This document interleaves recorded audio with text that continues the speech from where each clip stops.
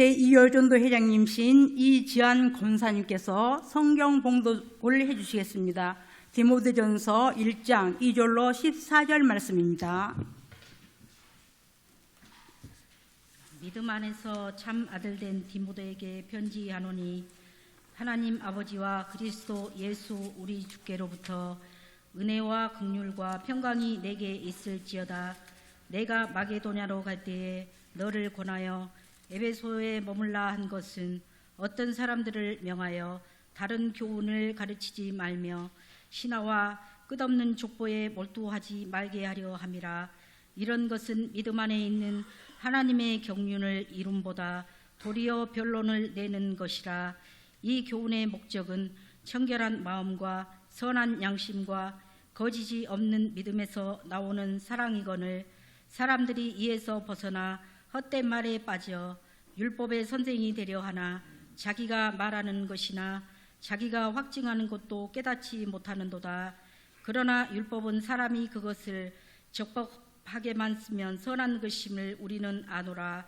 알 것은 이것이니 율법은 옳은 사람을 위하여 세운 것이 아니요 오직 불법한 자와 복종하지 아니하는 자와 경건하지 아니한 자와 죄인과 거룩하지 아니한 자와 망령된 자와 아버지를 죽이는 자와 어머니를 죽이는 자와 살인하는 자며 음행하는 자와 남색하는 자와 인신매매를 하는 자와 거짓말하는 자와 거짓 맹세하는 자와 기타 바른 교훈을 거스르는 자를 위함이니 이 교훈은 내게 맡기신 바 복되신 하나님의 영광의 복음을 따름이니라. 나를 능하게 하신 그리스도 예수 우리 주께 내가 감사함은 나를 충성되이 여겨 내게 직분을 맡기심이니. 아멘. 오늘 우리에게 말씀을 전해 주실 유성남 목사님은 광림교회 담임 목사님이십니다. 우리 배용주 목사님이 은퇴하시고 아주 젊은 목사님, 아주 힘이 있고 믿음이 넘치고 성령의 능력으로 목회를 좀 잘하고 계십니다. 2년 전에 우리 교회에 오셨는데 또 2년 만에 또 이렇게 모시게 되었습니다. 그러니까 벌써 여수에 오신 지가 4년째 됐다고 그래요. 그런데 이제 참 대단하게 기쁜 소식만, 좋은 소식만 많이 들리고 있습니다. 목사님 오늘 설교 어떻게 할까요? 25분만 해, 20분만 해. 그러니까 목사님 오늘 부흥회 하려고 준비하고 왔는데요. 그래. 그래서 제가 뭐라고 그러겠어요? 그러면 하고 싶은 대로 해버려. 그런데 시간 간 줄 모르게 해요. 그랬더니 알았다고. 여러분들 기대하시기를 바랍니다. 아멘을 크게 해야 빨리 끝나지. 이렇게 하면. 자, 우리 유 목사님 나오실 때 목사님 반갑습니다. 은혜 받겠습니다. 박수로 환영하시기 바랍니다. 예, 할렐루야. 뭘 해도 되게 하시는 하나님의 은혜가 우리 여천중앙교회 위에 충만하게 부어지게 되기를 간절히 바랍니다. 2년 전에 제가 왔을 때 여천중앙교회는 뭐가 될까? 첫째는 아멘이 되더라고요. 예, 아멘이 되는 교회였고, 두 번째는 찬양이 되는 교회였어요. 세 번째는 예배가 되는 교회였어요. 오늘 와서 하나 또 발견했어요. 미모가 되는 교회예요. 우리 여전도에 찬양하는 걸 보면서 천국은 어쩌고 이리로 다 내려오셨을까 라는 생각을 가져보게 됐는데요. 오늘 우리 여전도의 우리 총 회원들 함께 귀한 찬송해 주셨는데 우리 박수로 다시 한번 응원해 주시면 감사하겠습니다. 강단에 설 때마다 제일 떨리는 것 같아요. 떨려서 여러분들 제가 좀 큰 소리를 치더라도 여러분들 전혀 화난 거 아니니까 여러분들 이해해 주시면 감사하겠습니다. 어디서 한 번쯤은 들어보셨을 법한 이야기인데요. 첫사랑에 관한 이야기예요. 여러분들 첫사랑이 잘 살면 어디가 아픈지 아세요?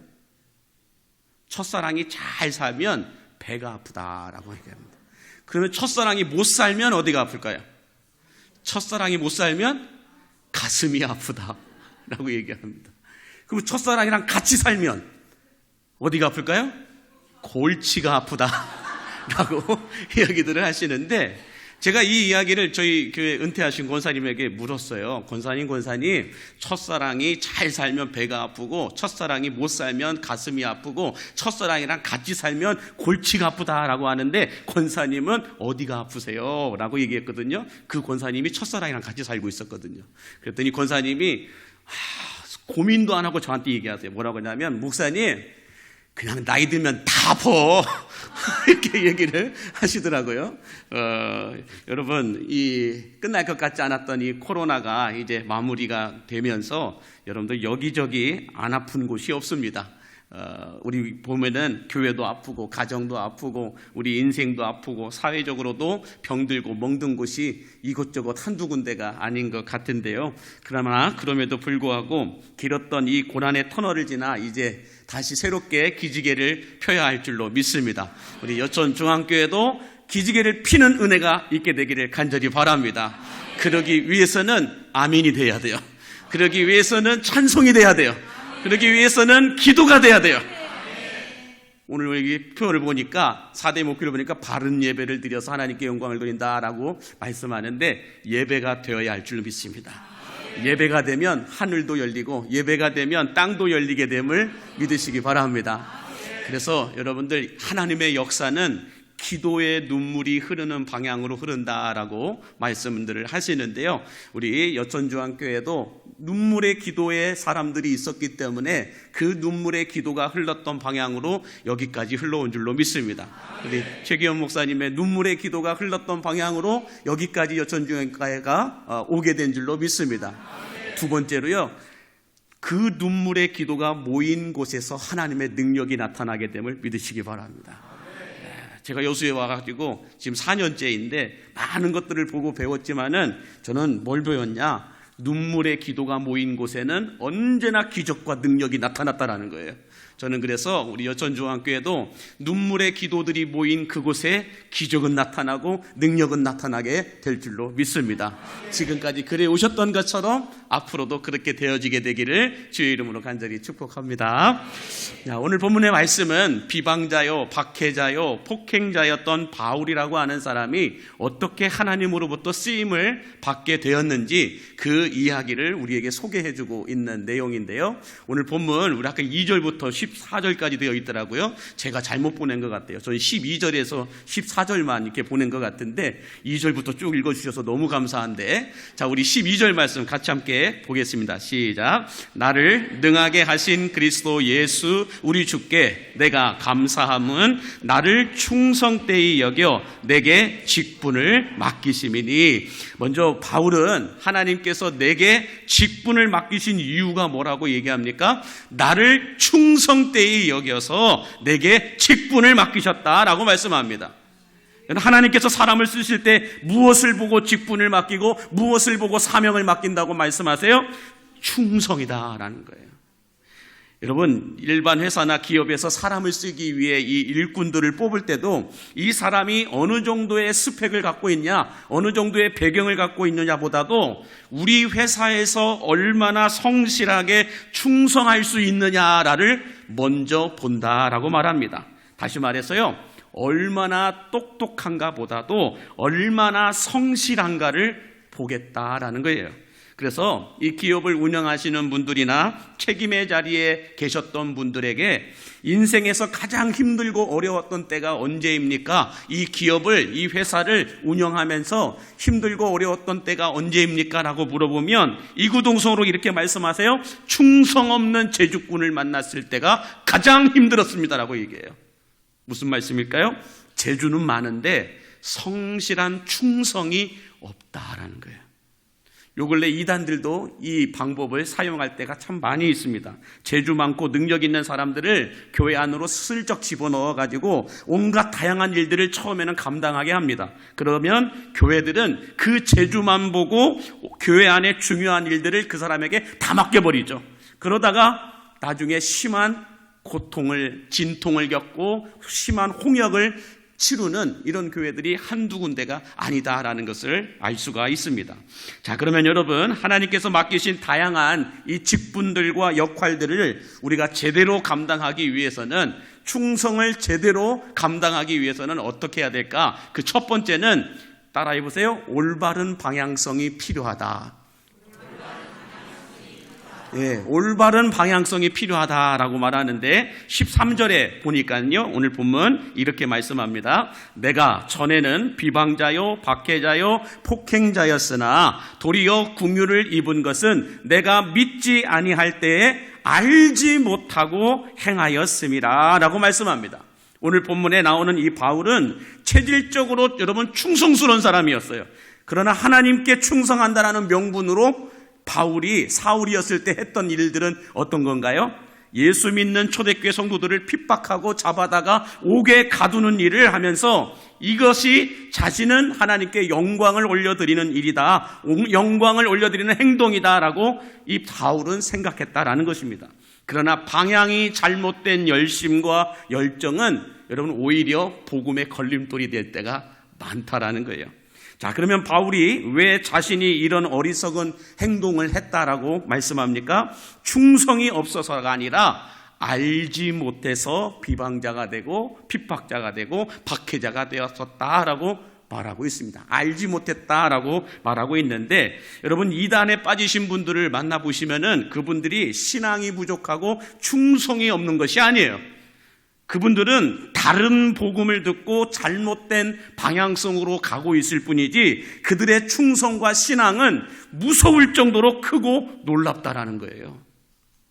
자, 그러면 방향이 틀어진 잘못된 열심이 바로잡아지기 위해서는 여러분 어떻게 해야 할까요? 그것은 바울이 무엇을 몰랐기 때문에요? 알지 못했기 때문이다라고 말한다고 한다면 이제 제대로 알면 된다라는 거예요. 그러면 제대로 알기 위해서 뭘 제대로 알아야 되느냐? 하나님의 말씀을 제대로 알면 된다라는 거예요. 틀어진 방향을 제대로 설정하기 위해서는 정확하고 제대로 된 하나님의 말씀을 알면 된다라는 것입니다. 다른 말로 말해서는 말씀이 들리면 된다라는 거예요. 말씀이 들리지 않기 때문에 엉뚱한 길로 잘못된 방향으로 갈 때가 많다라는 거예요. 여러분 우리가 알고 있듯이 사도행전 9장에 가서 보면은 사울이 다메섹 도상에서 예수님을 만나는 그 장면이 소개되고 있는 걸 볼 수가 있는데요. 거기서 예수님이 사울에게 뭐라고 얘기합니까? 사울아 사울아 내가 왜 나를 핍박하느냐라고 묻습니다. 사울은 하나님께 충성하기 위해 예수 믿는 사람들을 잡아다가 옥에 가두기 위해서 가고 있었는데 예수님이 뭐라고 얘기하세요? 왜 나를 핍박하느냐라고 묻는다라는 거예요. 이 말에 사울은 충격을 받았을 거예요. 왜요? 자기는 지금까지 본인이 하고 있는 일이 옳은 일이라고 생각을 했기 때문에 제대로 걸어가고 있는 길이라고 생각을 했었었는데 네가 왜 나를 핍박하느냐라는 이 음성에 사도 바울은 이 사울은 충격을 받았을 것이다 라는 것입니다. 자, 그러자 이 사울이 뭐라고 얘기합니까? 주여 누구십니까? 라고 하니까 나는 내가 핍박하는 예수라 라고 말씀합니다. 이 말을 듣고 사울이 자신이 지금까지 가지고 있었던 열심도 열정도 방향도 틀렸다라고 하는 것을 이제야 깨닫게 된다라는 것입니다. 그러자 사울이 뭐라고 얘기해요? 주님 제가 무엇을 하리까? 라고 그때서야 말합니다. 자, 이 말을 하고 난 이후 사울은 복음의 박해자에서 복음의 전달자로 바뀌게 됩니다. 그 이유가 뭘까요? 하나님의 말씀이 들리니까 제대로 된 충성의 방향을 잡게 되었다라고 말하는 것이죠.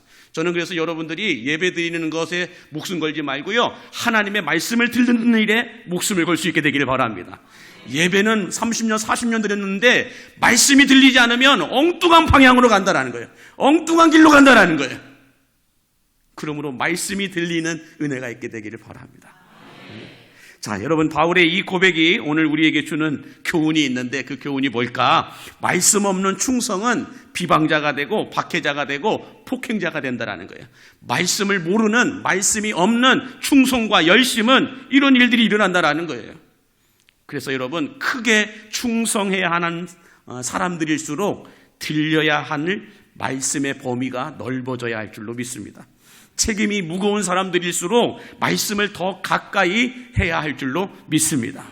바라기는 오늘 이곳에 앉아 계신 성도님들과 우리 총여전도의 모든 회원들은 하나님의 말씀이 들리지 않아서 사울처럼 잘못된 충성, 어리석은 열심이 아니라 하나님의 말씀이 들리고 믿어짐으로 말미암아 올바른 충성으로 하나님께서 일으키시는 부흥의 디딤돌들이 되시기를 주의 이름으로 간절히 축복합니다. 자, 그러면 이렇게 하나님의 말씀으로 올바른 방향성이 설정되었으면 설정된 그 방향으로 나아갈 수 있는 동력이 필요한데 이 동력이 뭘까요? 우리가 알고 있는 그 길로 걸어가기 위해서는 힘이 필요한데 그 힘이 뭐냐는 거예요. 지금 여기 앉아 계신 분들이 하나님이 기뻐하시는 일이 무엇이고 싫어하시는 일이 무엇인지 모르는 사람은 없어요. 이렇게 오후 예배까지 드릴 정도의 신앙을 가지신 분들이라면 하나님이 기뻐하시는 일은 뭐고 싫어하시는 일은 무엇인가 웬만큼은 다 안다라는 거예요. 근데 알고 있는 그 길을 걸어가지 못하는 이유, 우리가 알고 있는 하나님의 뜻에 순종하지 못하는 이유, 그 이유가 뭐냐는 거예요. 그 이유를 우리는 동력이라고 얘기를 하는데 오늘 보면 14절에 보니까 이렇게 말씀합니다. 시작. 우리 주의 은혜가 그리스도 예수 안에 있는 믿음과 사랑과 함께 넘치도록 풍성하였도다 라고 말씀합니다. 우리 안에 있는 충성을 움직이는 힘은 하나님의 은혜이다라는 거예요. 은혜가 없으면 안 되더라고요. 여러분, 길을 아는 것보다 더 중요한 건 길을 걷는 것이 더 중요해요. 길을 아는 사람은 참 많아요. 이리로 가야 된다, 저리로 가야 된다라고 말하는 분들은 참 많아요. 근데 진짜 그 길을 걸어가는 사람들은 그리 많지 않아요. 왜 그럴까요? 그 길을 걸을 수 있는 은혜가 없는 거예요. 은혜가 부어져야 그 길을 걸을 수 있고 은혜가 부어져야 하나님의 그 뜻을 우리가 순종할 수 있는데 은혜가 없고 은혜가 바닥나고 은혜가 떨어지게 되니까 알고 있는 것도 못하더라는 거예요. 저는 그래서 우리 여전도의 모든 회원들이 무엇보다도 하나님의 은혜가 충만하게 부어지게 되기를 간절히 바랍니다. 그래서 여러분, 은혜가 부족하게 되면 그때부터 영혼의 목마름이 찾아와요. 예배가 매너리즘에 빠지게 되고 믿음이 녹슬어버리고 낡은 영성을 가지고 살아갈 때가 많아요. 그래서 머리 스타일은 이게 유행 지난 것 같은데, 옷도 유행 지난 것 같은데, 이런 거에 민감한데 낡은 영성에 대해서는 우리가 너무 소홀할 때가 많다라는 거예요. 여러분,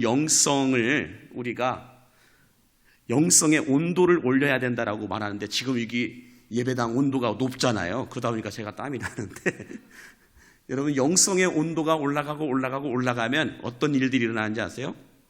영성의 온도가 올라가게 되면 그곳에서 성경에 기록된 기적과 능력과 축복이 나타나게 됨을 믿으시기 바랍니다. 그래서 저희 교회 성도들에게 제가 지난 3년 동안 외쳤던 것은 영성 온도를 올리자라는 거예요. 영성 온도를 올리다 보면 어느 순간 임계점에 차게 되거든요. 임계점에 차게 되면, 하나님이 정하신 임계점에 차게 되면 그때부터는 말씀의 능력이 반응하기 시작한다는 거예요.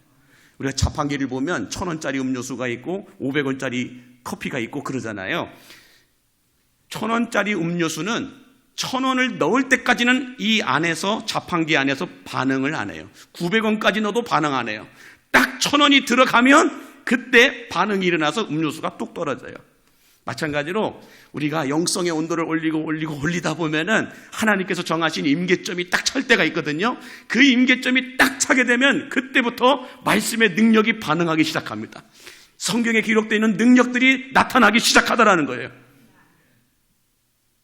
그래서 지난 3년 동안 저희 교회 안에 그런 놀라운 변화들이 있었어요. 놀라운 하나님의 능력들이 체험되어지더라고요. 이 이야기는 다음에 불러주시면 얘기하기로 하고요.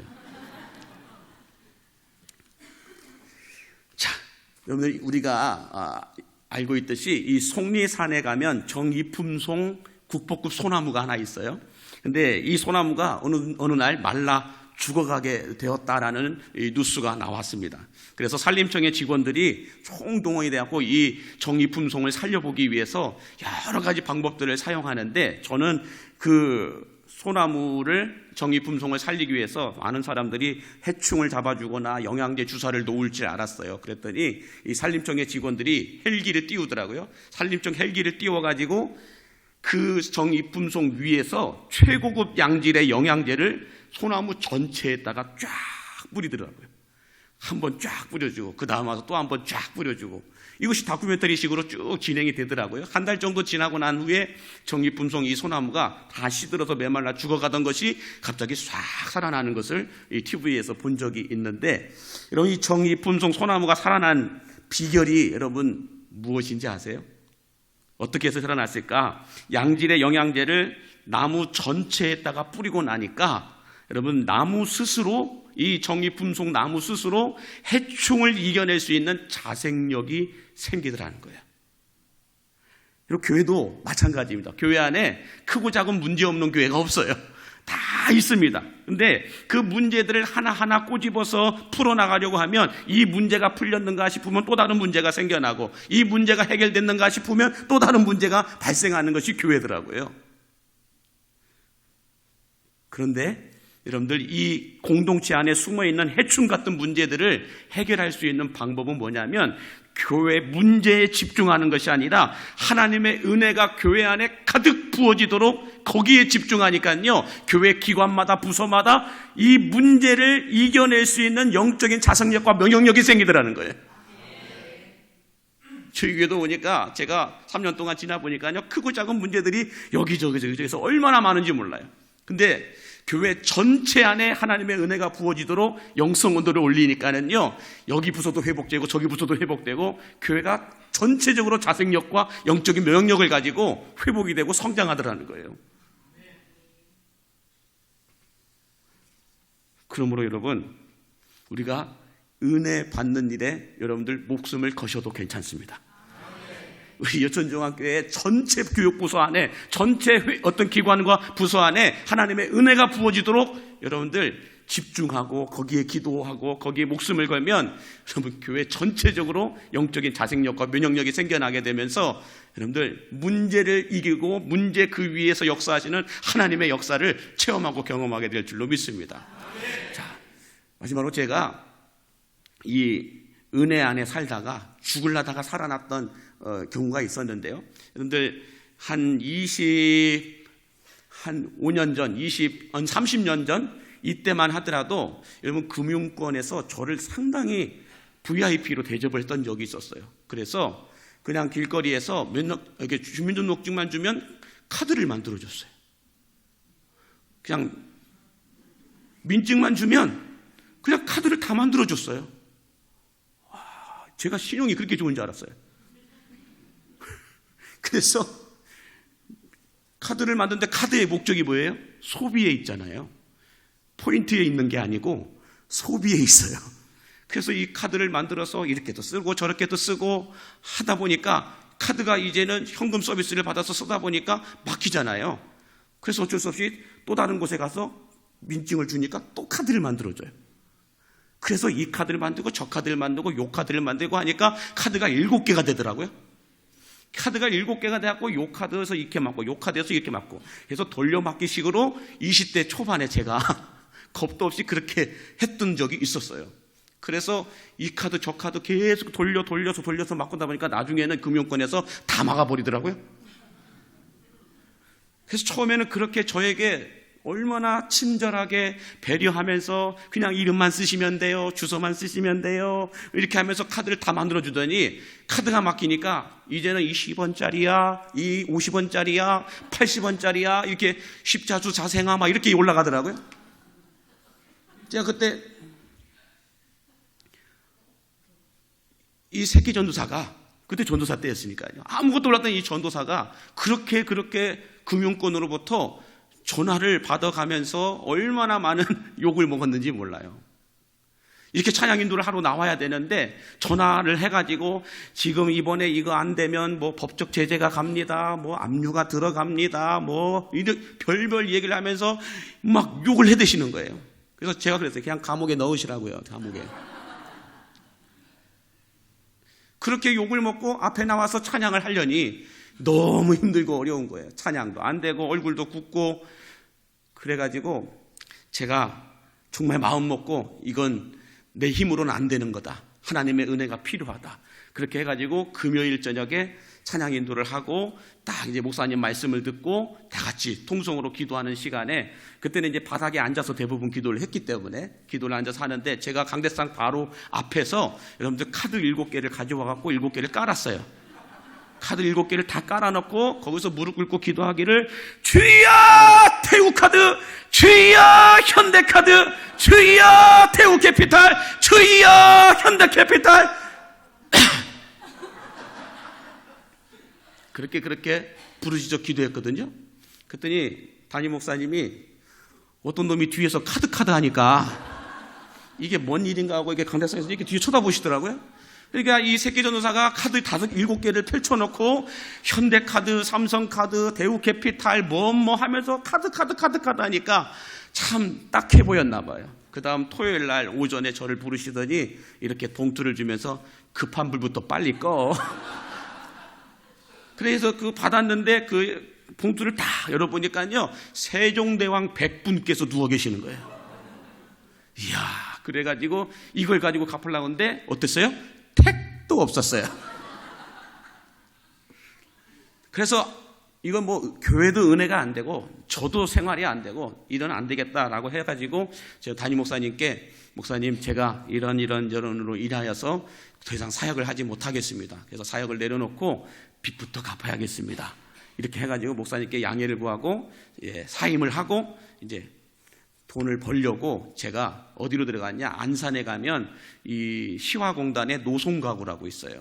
노송가구에 저희 매형이 거기에서 하청업 사장님을 하고 계셔갖고 농물 만들고 거실장 만들고 이런 아파트에다가 기본적인 가구들을 넣어주는 그런 일을 하셔가지고 거기에 제가 일을 하게 되었습니다. 알바를 하게 되어갖고 차를 운전해가지고 일하시는 분들 태우고 같이 가고 일하고 저녁에 태우고 집에 모시다 드리고 이렇게 하면서 돈을 벌었어요. 한 달 동안 딱 벌었는데 한 달 동안 번 비용이 62만 4천 원을 벌었습니다. 놀라지도 않네요. 62만 4천 원을 벌었는데 이 62만 4천 원을 벌고 난 다음에 여러분 어떤 마음이 들어요? 첫 열매는 어떻게 하라고? 하나님께 바치라는 이 음성이 계속 들리는 거예요. 하고 제가 안 돼요. 안 돼요. 막 이렇게 하다가 그냥 첫 열매는 하나님께 바쳐야 된다 해서 62만 4천 원을 그냥 다 드려버렸어요. 주변에서 이 미친 X야 막 해서 막 별별 이야기를 하는데 그러든가 말든가 그냥 바쳐버렸어요. 그렇게 하면서 이 가구밥, 먼지밥 먹어가면서 얼마나 많은 고생을 했는지 모릅니다. 1년 2개월 동안 제가 그 노송가구에서 일을 했거든요. 지금도 여러분들 제가 우라 박는 거 기가 막히게 박습니다.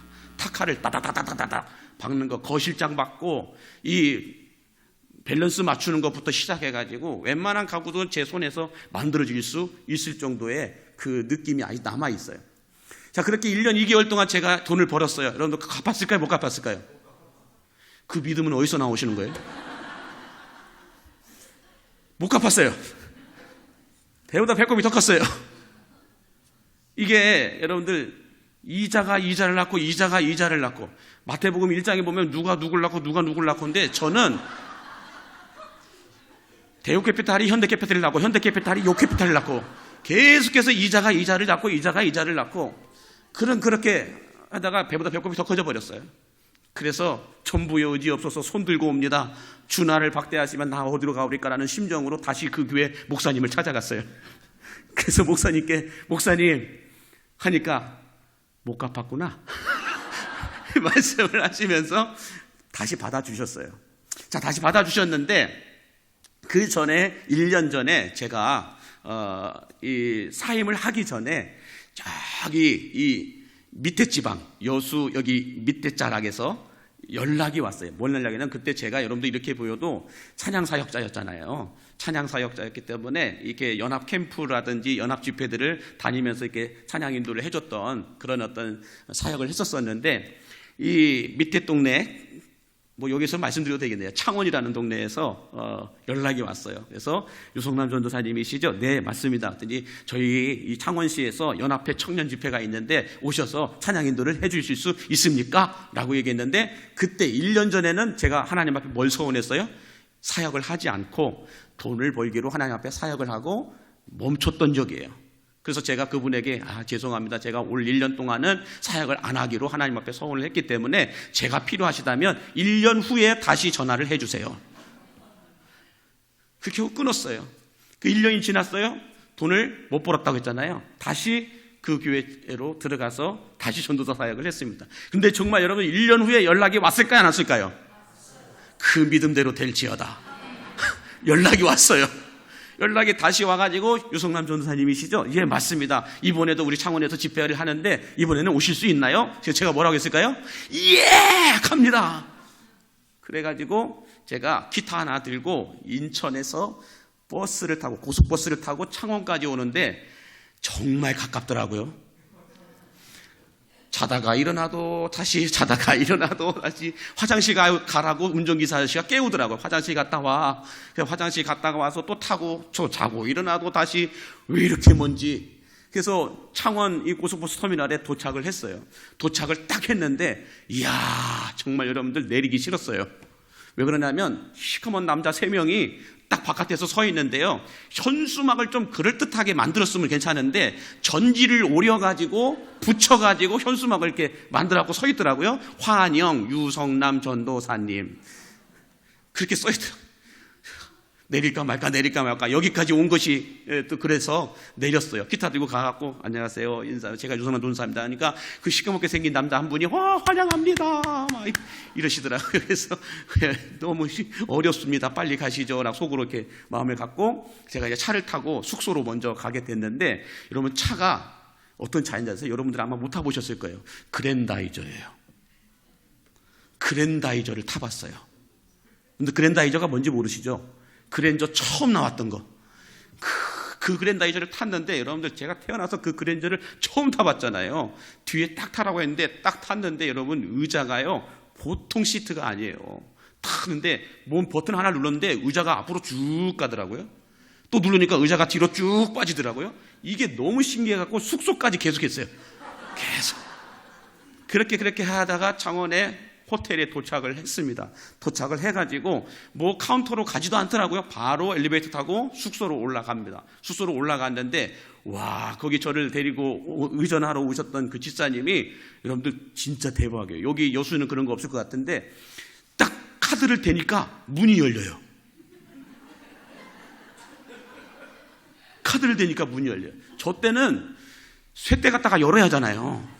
쇠대 갖다가 열어야만 열리는 그런 문인데 거기는 카드만 대니까 문이 쫙 열리더라고요. 와 너무 신기했어요. 그리고 딱 들어갔는데 카드를 또 꽂으니까 불이 짜자자자자작 다 켜는 거예요. 너무 놀랐어요. 그래가지고 그 숙소에 들어갔는데 여러분 제가 여러분 보시기에도 눈이 그렇게 커 보이지는 않잖아요. 그렇지 않습니까? 근데 이 저의 작은 눈으로 보니까 이 숙소가 얼마나 큰지 끝이 잘 안 보여요. 이 숙소가 호텔 숙소가 얼마나 큰지. 그리고 마이크에다 대고 하면은 그 숙소가 이렇게 울릴 정도로 그렇게 큰 숙소를 저한테 잡아주더라고요. 그래서 제가 귀신 나올 것 같기도 하고 혼자 거기서 어떻게 지내겠어요. 그래서 제가 이 방은 너무 큽니다. 제가 있을 수 없습니다. 작은 방으로 옮겨주세요라고 얘기를 했더니 저를 의전하러 오신 집사님이 아닙니다. 하나님께서 주시는 겁니다. 받으십시오. 하나님께서 주시는 겁니다. 쓰십시오. 이렇게 얘기를 하시더라고요. 그래서 제가 알겠습니다 하고 딱 자리에 앉았어요. 그래서 앉아서 브리핑을 해주시는데 이번 3일 동안 내일부터 이런 일정들이 있습니다. 몇 시까지 오셔서 세미나 해주시고 몇 시까지 오셔서 집회 연습을 하고 저녁에 이런 집회를 해주시면 됩니다. 이런 브리핑을 받고 예 알겠습니다 라고 인사를 하고 자 그러면 내일 모시러 오겠습니다 하면서 이분이 일어나면서 봉투 하나를 딱 주시더라고요. 딱 봉투 하나를 주시는데 여러분 한국 사람은 몇 번을 거부해야 돼요? 3번을 거부해야죠. 아이고 저는 필요 없습니다. 그랬더니 아닙니다. 하나님께서 주시는 겁니다. 그러니까 아이고 저는 괜찮습니다. 그랬더니 하나님께서 주시는 겁니다. 3번을 왔다 갔다 하면서 그러면 그렇게 해가지고 딱 받았는데 이 봉투 안에도 세종대왕 100분께서 논의를 하고 계시고 당회를 하고 계시더라고요. 이렇게 회의를 하고 계셔요. 그래가지고 네, 알겠다고 해서 이걸 가지고 3일 동안 있는 동안 필요한데 쓰시라고 이렇게 딱 주시더라고요. 그러면서 전사님 밑에 1층에 내려가시면은 식당이 있는데 거기에서 드시고 싶은 거 아무거나 다 드십시오. 다 예약이 되어 있습니다. 그렇게 말씀하시고 내일 모시러 오겠습니다 하고 가셨어요. 그래서 뭐 다 씻고 이제 식사를 하러 내려갔는데 호텔 식사니까 여러분 다 먹어보지 않은 것들로만 다 이름이 이렇게 적혀 있잖아요. 그리고 제가 거기 호텔 담당자에게 뭘 달라고 했냐면 짬뽕 하나 주세요 그랬어요. 그랬더니 그분도 놀래고 이 사람이 어떤 사람인가, 허우대는 멀쩡해 보이는데, 그런데도 하여간 짬뽕 비슷한 걸 주셨어요. 그렇게 하고 그걸 먹고 저녁에 있고 다음 날에 돼서 이분이 오셔가지고 저를 데리고 가서 여러 가지 일정들 다 소화하고 저녁에 집회 끝나고 딱 저를 다시 숙소로 모시고 왔습니다. 숙소로 데리고 와서 딱 올라오는데 요만한 손가방 같은 게 하나 있어요. 검은색 손가방이 하나 있더라고요. 그걸 들고 쭉 이렇게 오시면서 숙소에 도착을 했어요. 차 한잔 마시면서 쭉 이야기를 하고 난 다음에 이분이 이 가방을 저한테 툭 내려놓는 거예요. 그래서 이게 뭐냐고 제가 물었더니 하나님이 주시는 겁니다. 받으십시오. 그래서 제가 어떻게 해요? 그 열어봐야죠. 쫙 열어봤더니 세종대왕들께서 거기에서 집회를 하고 계시는 거예요. 막. 그래서 이걸 왜 저한테 주시냐고. 저는 이거 받을 수가 없다고 얘기하니까 그분이 하시는 말씀이 하나님이 주시는 겁니다. 받으십시오. 몇 번 거부했을까요? 3번 거부하고 뭐 그러면 어쩔 수 없죠. 이렇게 하고 받아가지고 여러분 그날 이 새끼전도사가 그 많은 돈을 언제 본 적이 있고 언제 만져본 적이 있겠어요. 제가 이 침대에서 돈을 뿌려가면서 뛰었다니까요. 우와 안 해보셨죠? 돈을 만져본 적이 없으시니까. 여기 앉아 계신 남성분들은 제가 보니까 돈을 현찰을 만져본 적이 없는 분들이에요.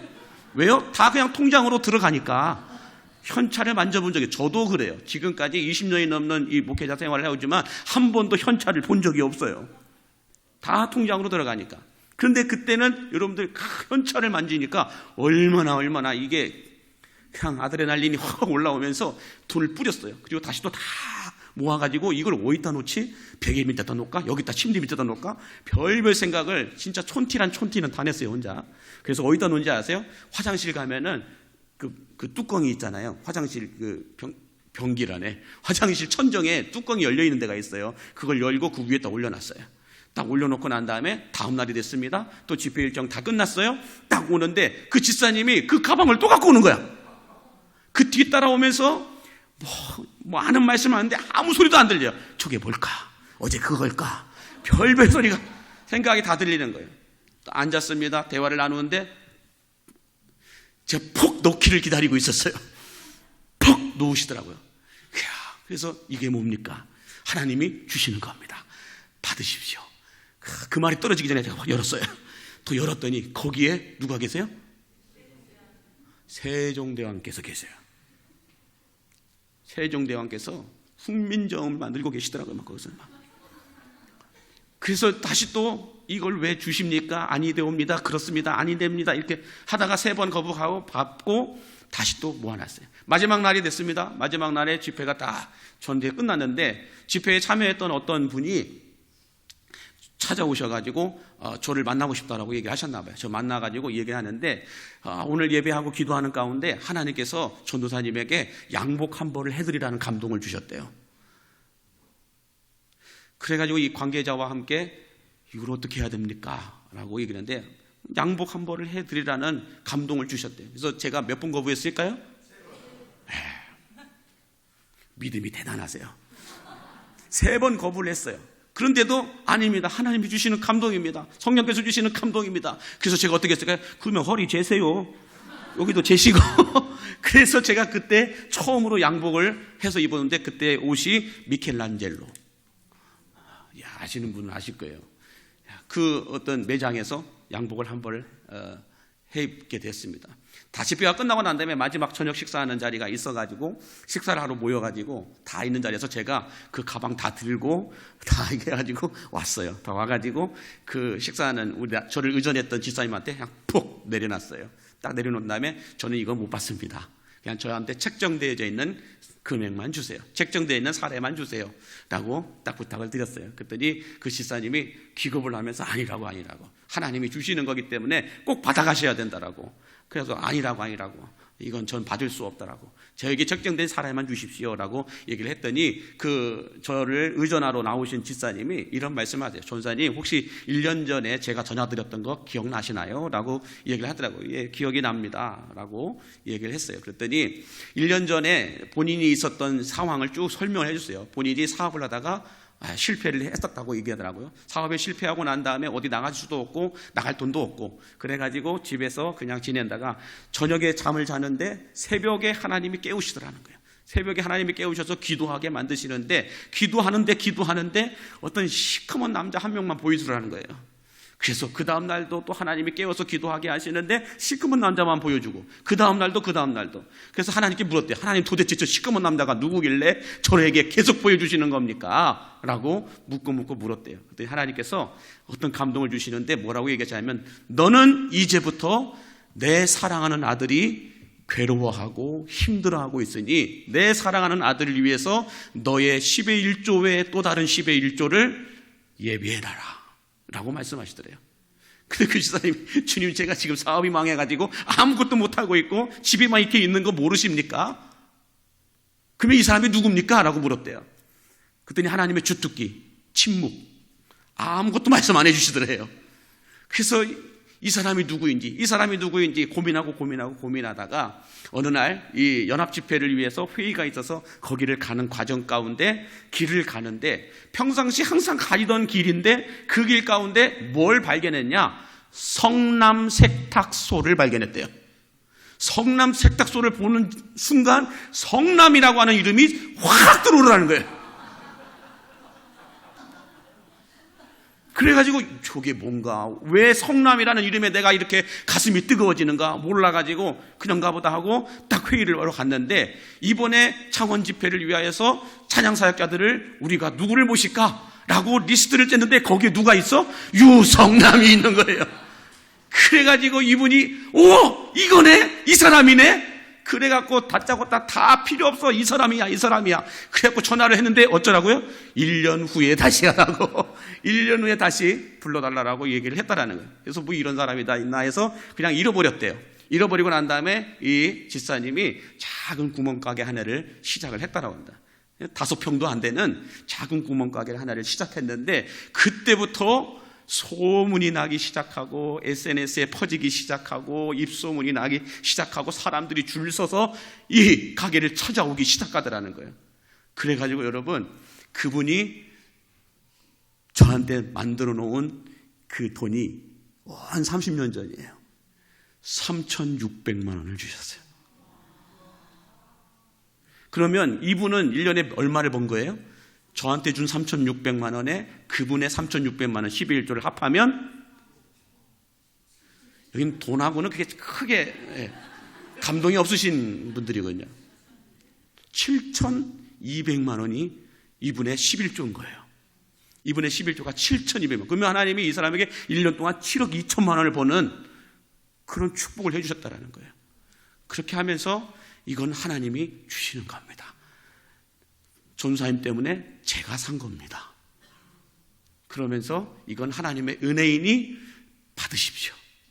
여러분, 제가 그 3,600만 원을 받아가지고 내려갈 때는 그냥 고속버스 일반 탔는데 올라올 때 우등 타고 올라왔어요. 올라올 때 우등 타고 올라오면서 혼자 앉아서, 여러분, 탈 때부터 내릴 때까지, 인천까지 얼마나 많이 울었는지 몰라요. 하나님은 나를 위해서, 내가 괴로워하는 것을 주님은 바라보시면서 전혀 아무도 모르는 그 사람을 통하여 저를 위한 재정을 예배해 놓고 계시고, 정말 익사이팅한 어떤 방법을 통하여서 저를 만나게 하여 주시고, 그 만남을 통하여서 나에게 모든 여러분들 빚을 갚게 해주셨어요. 여러분, 3,600만 원 가져와서 빚을 갚았을까요? 못 갚았을까요? 갚았어요. 다 갚고 난 다음에 여러분들 그 카드 7개를 제가 어떻게 했을까요? 네? 박물관에 갖다 놨을까요? 가세를 갖다가 다 잘랐어요. 다 그 자를 때의 그 승리함, 해방됨, 그게 얼마나 큰 기쁨인지 몰라요. 그 뒤로 저 아직까지도 신용카드가 없습니다. 직불카드만 있어요. 직불카드만. 여러분, 하나님의 은혜가 부어지면 전혀 알지도 못하는 그 사람을 통하여 하나님은 나를 먹이시고 채우시고 입히시고 인도하여 주심을 믿으시기 바랍니다.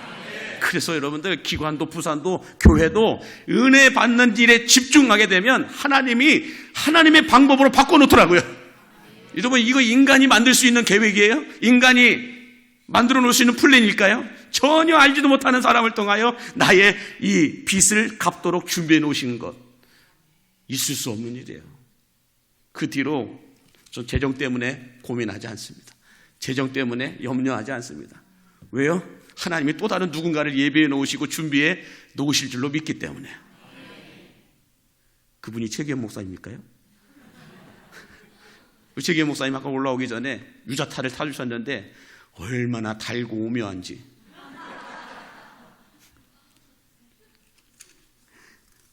바라기는 여러분, 나에게 얼마나 많은 재주가 있는가를 살피는 것이 아니라 나는 하나님의 말씀을 얼마나 더 가까이 하고 있는가에 더 집중하시기 바랍니다.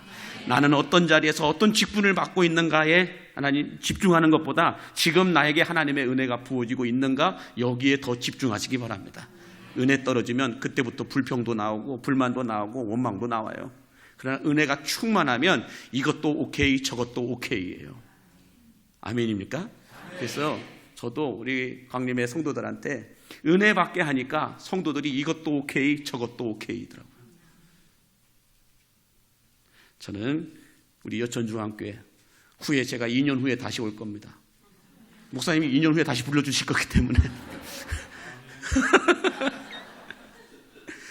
그때 여러분 안에 달라진 모습을 다시 한번 기대하면서 하나님의 이런 은혜와 은총이 쏟아 부어지게 되기를 주의 이름으로 축복합니다. 기도하겠습니다. 만복의 근원이 되신 하나님 아버지, 헌신 예배를 드리는 우리 총여전도의 회원들을 기억하여 주시사 이들의 하늘이 열리게 하여 주시어서 하나님이 내시는 길 가운데로 걸어가게 하여 주시옵시고, 재주보다 충성이 있게 하여 주시고 직분보다 하나님의 은혜가 쏟아부어지게 하여 주시옵소서. 이들을 통해 여천중앙교회가 웃을 일이 많아지게 하여 주시옵시고 섬기는 여전도회가 박수칠 일이 많아지게 하여 주시옵소서. 뿐만 아니라 여천중앙교회 위에 여호와의 권능을 부어 주시어서 불통이 소통이 되고 묶임이 풀림이 되고 누림이 눌림이 되고 한탄이 감탄이 되고 고통이 형통이 되고 망함이 흥함이 되고 정체가 부흥이 되고 박복의 인생이 축복의 인생으로 바뀌게 하여 주시옵소서. 우리 최기현 목사님에게 영권을 주시옵시고 성령의 충만함을 더하여 주시어서 하나님이 내시는 길 가운데로 양들을 이끌게 하여 주시옵소서. 우리 여천중앙교회의 원로 은퇴장로님들과 은퇴하신 권사님들과 집사님들에게 눈이 흐려지지 않고 기력이 쇠하지 않았던 모세의 축복을 부어 주시옵소서. 여천중앙교회 모든 시무 항종직들과 재직들에게도 복의 복을 더하여 주시어서 다윗이 나이 많아 늙도록 부하고 존귀한 삶을 살았던 것처럼 다윗의 축복을 저희에게 부어 주시옵소서. 특별히 교회 학교를 권능의 두 손들어 축복하여 주시사 우리 다음 세대가 다른 세대가 되지 않게 하여 주시고 우리 갓난아이들의 울음소리와 성전 안에 천진난만하게 노는 아이들의 웃음소리가 가득하게 하여 주시옵소서. 우리 청소년들의 찬송소리가 더 크게 울려 퍼지게 해주시고 우리 새벽에 있을 같은 청년들의 기도소리가 여천중앙교회를 넘어 민족과 열방까지 흘러가게 하여 주시옵소서. 우리를 충성되이 여기셔서 천사도 흠모할 만한 귀한 직분을 허락하여 주신 예수 그리스도의 이름으로 기도하옵나이다. 아멘.